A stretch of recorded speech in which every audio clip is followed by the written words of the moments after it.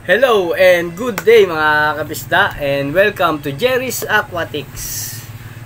Okay mga kapisda, for today's video ay isi-share ko lang sa inyo kasi marami ding mga nagtatanong dito sa shop kung bakit daw madalas silang namamatayan ng mga isda, or kung minsan naman ay ang bilis lumabo ng mga tubig nila sa aquarium.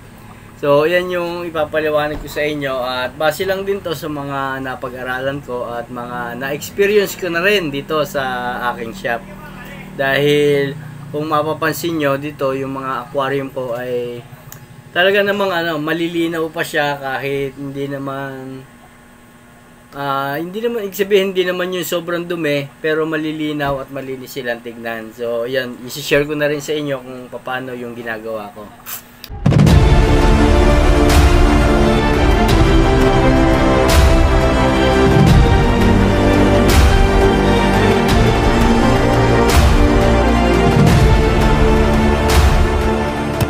Hi guys, ako si Jerry ng Jerry's Aquatics.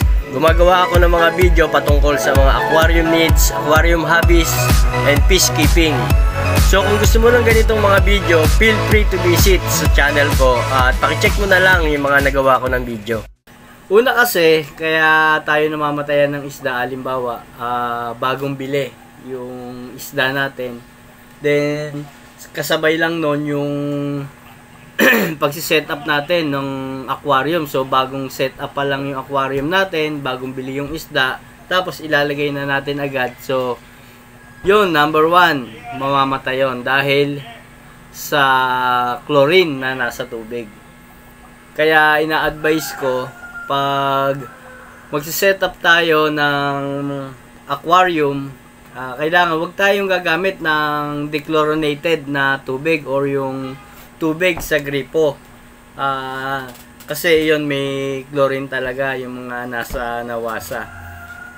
Then halimbawa, bumili naman na tayo ng isda, tapos nakapag-set up na tayo ng aquarium, gagamit lang tayo ng stock water or yung purified na tubig. So yun, hindi na sila mawa-water shock doon. Pero pag na-set up na natin, tapos bumili tayong isda, wag muna nating ilalagay agad. Kailangan muna natin na i-acclimate yung isda na bagong bili natin bago natin sila pakawalan doon sa aquarium.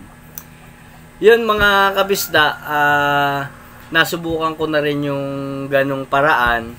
Pero kung iisipin at mapapansin natin, mabilis lalabo yung tubig natin sa aquarium dahil hindi pa fully cycled yung aquarium tank natin, kasi nga bagong set up pa lang, hindi pa siya nasa cycle, kumbaga hindi pa umiikot yung tubig sa aquarium, kaya mabilis lumabo yung tubig at pwede ring mamatayan pa rin ang isda kahit sabihin na natin wala ng chlorine, kasi nga doon papasok yung tinatawag na nitrogen cycle.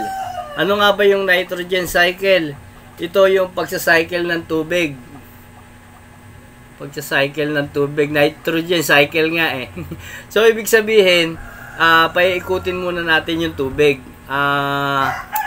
Ang minimum na panahon para ma-fully cycled yung ating mga aquarium na bagong setup ay umaabot ng 4 months to 6 months.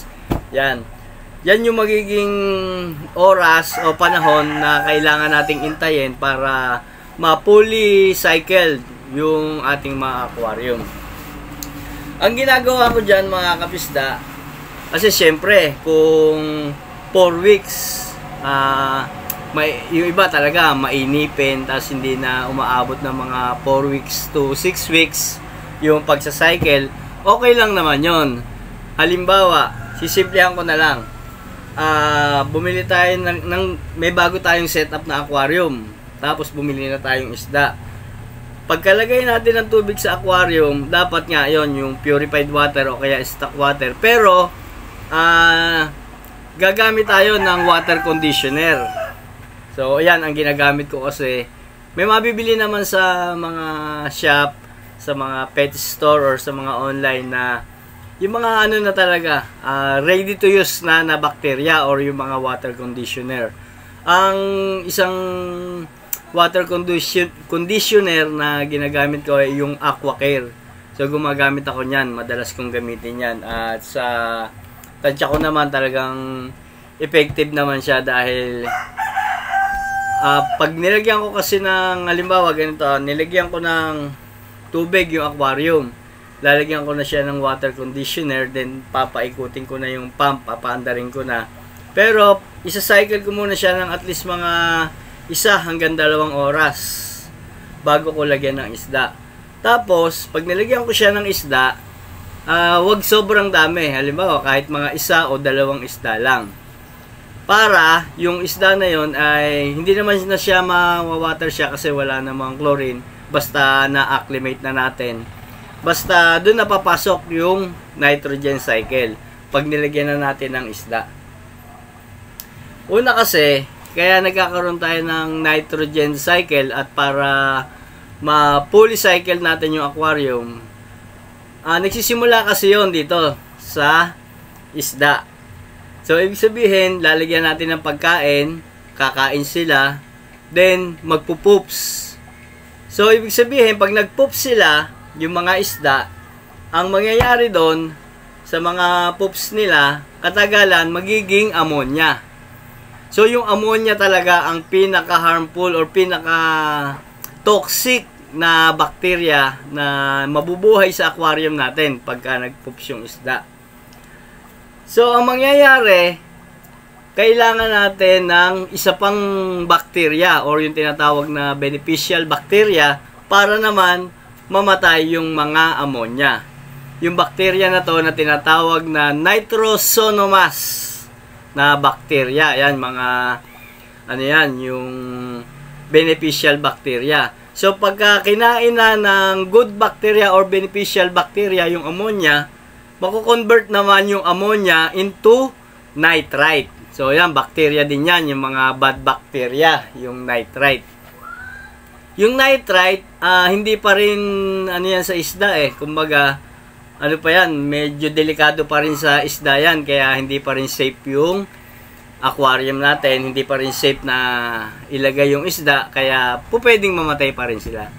Kaya, mag-i-introduce pa ulit tayo ng panibago pang beneficial bacteria na ang tawag naman sa kanya ay Nitrobacter bacteria.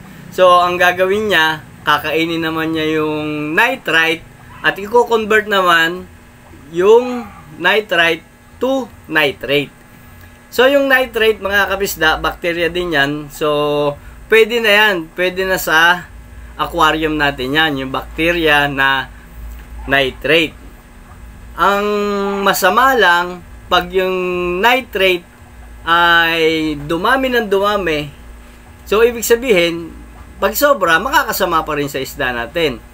Kaya, ang susunod na gagawin natin dyan, para mabuo na yung cycle, kailangan natin na mag-water change para hindi masyadong tumaas yung nitrate. Pwede rin tayong maglagay ng mga plants, yan, yung mga aquatic plants, yan, nakakatulong din yan na kainin yung mga nitrate para hindi sila masyadong dumami. Pero importante pa rin talaga na mag-water change tayo. So sa pag-water change naman, mga kapisda, may mga video na rin akong ginawa kung paano ba mag-water change. So, yun nga ang tinatawag na nitrogen cycle. Kumbaga, paikot-ikot lang siya. Magsisimula tayo sa paglalagay ng isda. Then, pakakainin natin. Yung poops nila magiging ammonia.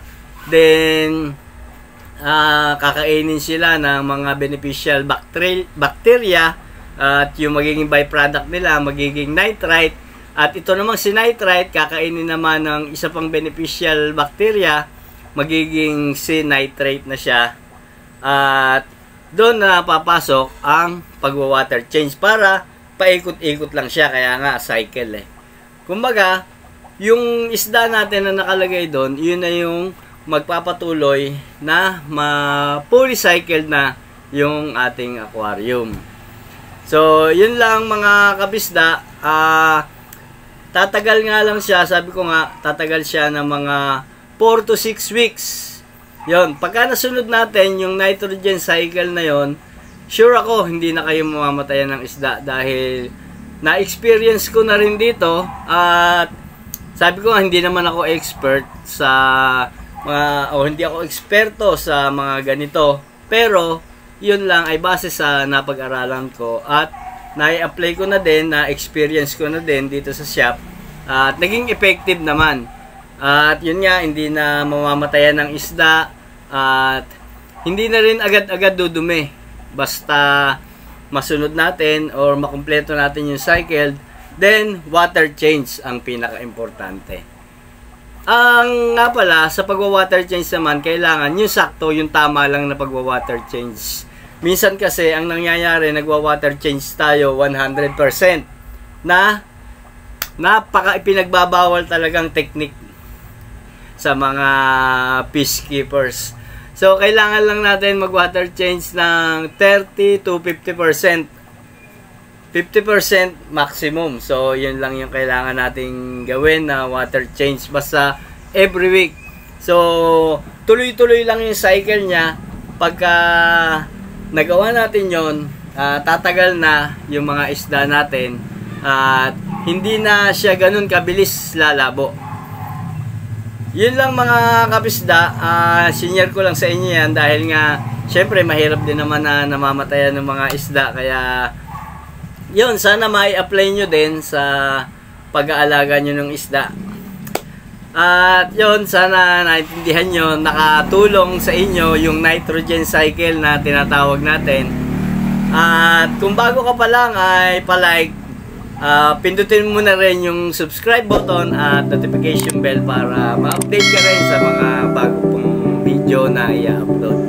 Okay mga kapisda, kung may mga tanong kayo or suggestion or yung mga iba pa na hindi ko nasabi, pa-comment na lang sa baba. At yung iba pang mga video, pa-check na lang din, nasa description din. So yun mga kapisda, hanggang dito na lang muna at kita-kits sa mga susunod ko pang video. Happy peacekeeping! Bye-bye!